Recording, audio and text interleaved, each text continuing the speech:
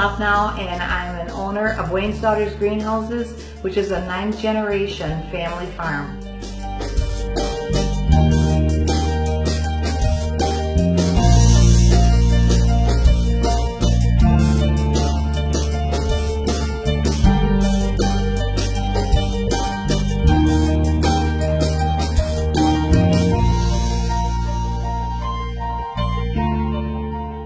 Hi, I'm Wayne Locknell. I'm owner-operator of Wayne and Sandra Farm and Greenhouses.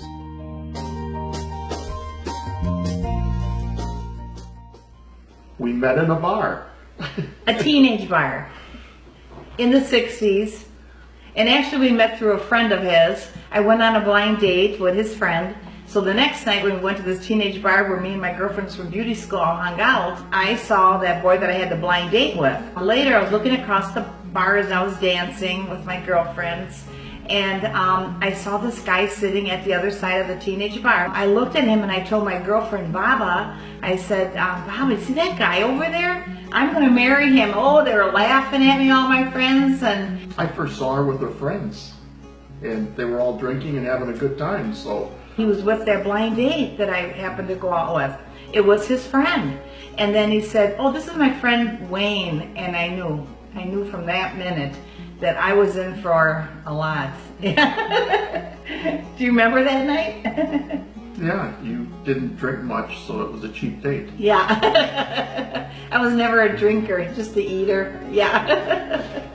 We just started dancing and talking, and that's how we hooked up. And then he told me he was a farmer. So I started laughing. I thought it was full of bib overalls and a big hat. He said, no, I'm a real farmer. And then we still didn't believe it because we knew no one our age. I mean, I went to St. Joseph High School in Kenosha. There wasn't one farmer there that we knew of. A couple weeks later, me and my girlfriend went on a little hunt when he told us about where he lived. And we were trying to find his farm.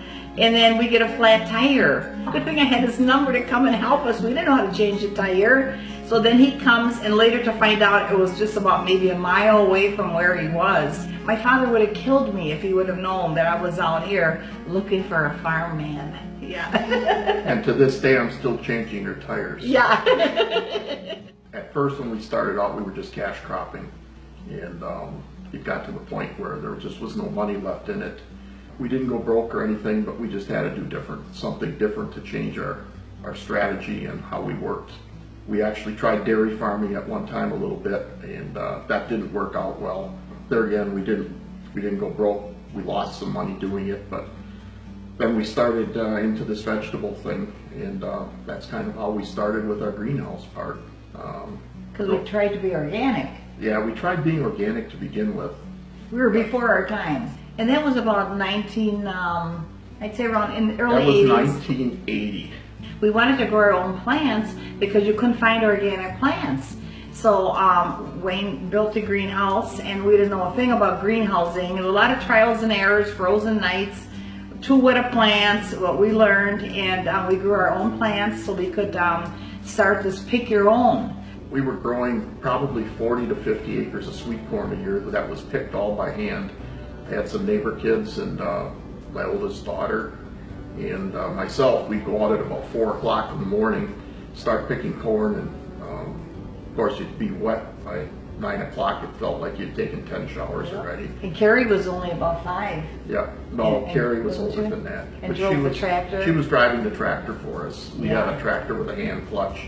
In the fall we would do try to sell pumpkins. We had free hay rides. We had caramel apples and hot dogs, and we made them all ourselves and sold them out there and sold every one. But it was a real struggle.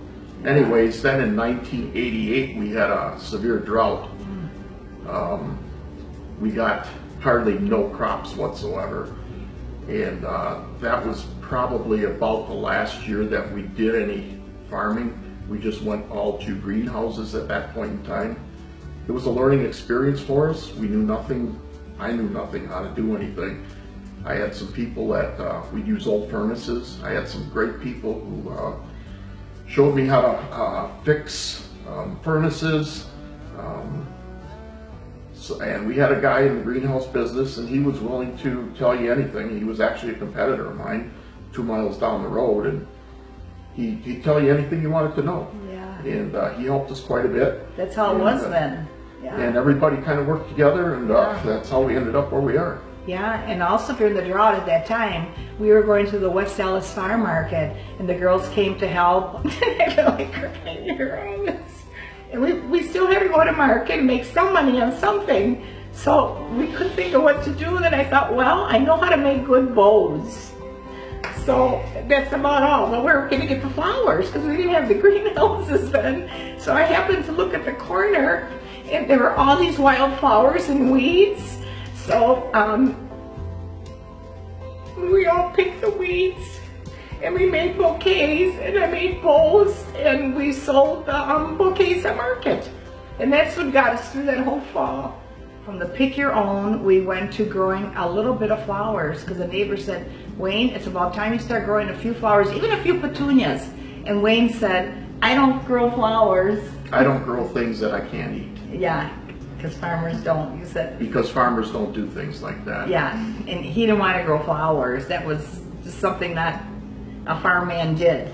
Well, when this neighbor came and said, why don't you grow me some petunias?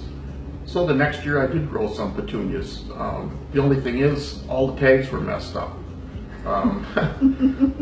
Different colors of flowers, but everything that we grew, she said, grew great. You gotta just label the stuff better. So the next year we grew a few more.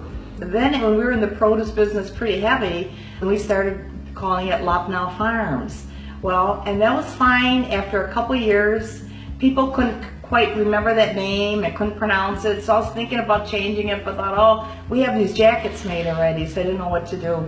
So one day I was cleaning out the barn in the across the street where we sold all the vegetables, and I cleaned that barn many times, and all of a sudden I found this little sign that said Harry Lopnow and Sons. Wayne's grandfather had one son, his father, Butch, but I thought it can't be anything we can use because we're Wayne and Daughters. And then I thought, Wayne's Daughters, what a great name for a homestead.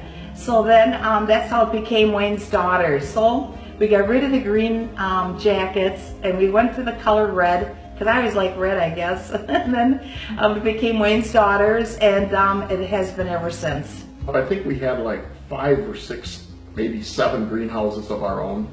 Then we got to the point where we had to get some better equipment and better greenhouses. So, and then a gentleman up in Milwaukee actually was going out of business, and he sold us his operation, which was, I think we had to move another 10 greenhouses or so into our location at that point in time, which is something I would never do again. It was just double work. You had to take down the old, and then you had to put it back up, and when you put up old stuff, it doesn't always fit. Every nut and bolt. We did every nut and bolt ourselves, and we hired very little help because we didn't have any money to hire help. It took off, and we did very well. It came to the point when there was another greenhouse in the Racine area that went for sale, and we went and looked at that, and we purchased that also. I don't know why, but we did it, and it's been very profitable, and we're very successful in it. It's not easy. It's a 7-day-a-week job when you're growing plants. Anybody who thinks it's easy, it's not. Money-wise, it's very expensive to grow this stuff. You've got to grow a lot and make a little, but you have to grow a lot to make anything at all. Yeah. We have 4 daughters. The oldest one, Carrie, she used to help us, and she still does, but she's got another job working as a city clerk. Then there's Katie. She's the second daughter. She works for us full-time, and Katie mainly has been managing our Racine location. Then there's Jennifer, and she runs the location at our farm. She's more or less the manager here. She takes care of the help. I'm not the best person to be a boss. At least that's what they tell me. Then there's Casey. She's worked in the greenhouse, and she does a lot of her own blogging and own gardening. We're really lucky. They're all married and they're all very successful, and they've made us successful. My job here is to harass me. I always tell everybody I do all the work. Yeah. But I really, I do most of the seeding. Any seeding that's done on site, I do. Oh yeah. Maintenance. Oh. I do a lot of maintenance. I'm real good at fixing furnaces. I learned well from a couple people that work with me. We keep about 50 furnaces and probably 4 or 5 boilers going. Our water heater broke, and I'm not happy to fix it. A lot of times in the middle of the night, there's calls. Everything's monitored to my cell phone, and there's a few nights that you don't sleep. If you have to get up at 11 o'clock or 12 o'clock at night and go fix a furnace, you probably don't get to sleep that night. I do all the snow plowing if there is any snow. They've also kind of trademarked me as Farmer Wayne. I grow a big garden. I probably have, I don't know, I'm guessing an 1.5 to 2 acre garden. And all the new plants that we do plant in our greenhouse, anything new, I always try it usually before I sell it or try to sell it. Whatever we sell, we know what we're selling and we know what it does before we put it on the bench to give it to the people. My job? My role in the business is doing a lot of the containers and baskets. I love the combination planters, a mix of things that look like a beautiful garden in a basket. And Wayne's Daughters was one of the first to do that in the whole area. And I think it was around in the 90s when we started that. And we learned from people that were from Finland, was it? Holland. Or Holland. Because in Holland, that's how they did baskets. They used different combinations, not just a straight petunia, all kinds of other textures and colors in it.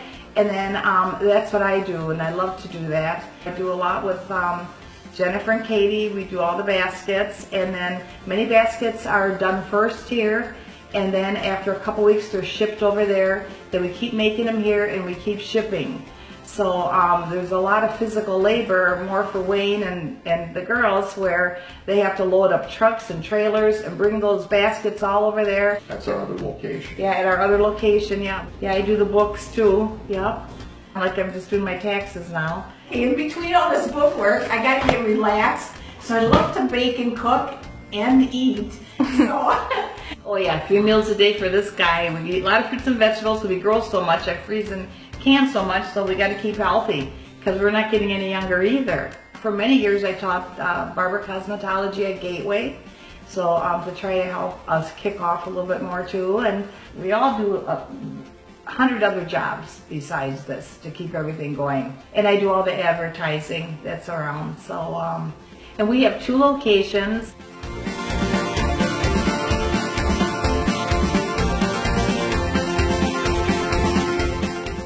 So I'm going to say is if you can come early, that would be great. You get your best selection because later in the season, things start running out quick. We don't ship in like the end of May or June, something new. It's all what we grow ourselves. And usually about 4 weeks to 4.5 weeks, it's completely sold out. So come as soon as you can to get the best pick. We have free popcorn for everybody, so bring the kids. It's a real nice farm experience. The free popcorn runs the whole season, every day. Thanks so much for watching. And feel free to share.